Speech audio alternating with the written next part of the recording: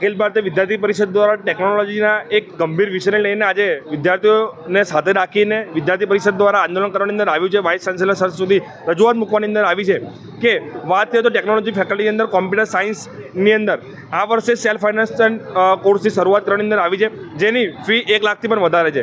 યુનિવર્સિટીની અંદર વિદ્યાર્થીઓનું અહિત થઈ રહ્યું છે, પરંતુ યુનિવર્સિટીની આંખ અને કાન બંને બંધ હોય એવું અમને લાગી રહ્યું છે.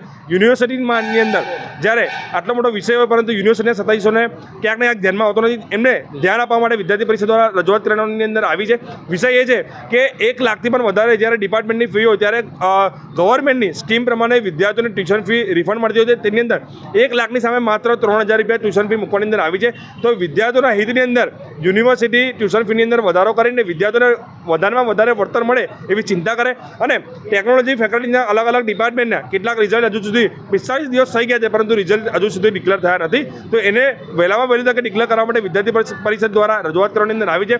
સરને સીધી ચીમકી આપવાની અંદર આવી છે કે આવનારા સમયની અંદર વિદ્યાર્થીઓના હિતની અંદર સુખદ આનું નિવારણ કરવાની અંદર નહીં આવે તો વિદ્યાર્થી પરિષદ જો જરૂર પડશે તો ઉગ્ર આંદોલન પણ કરશે.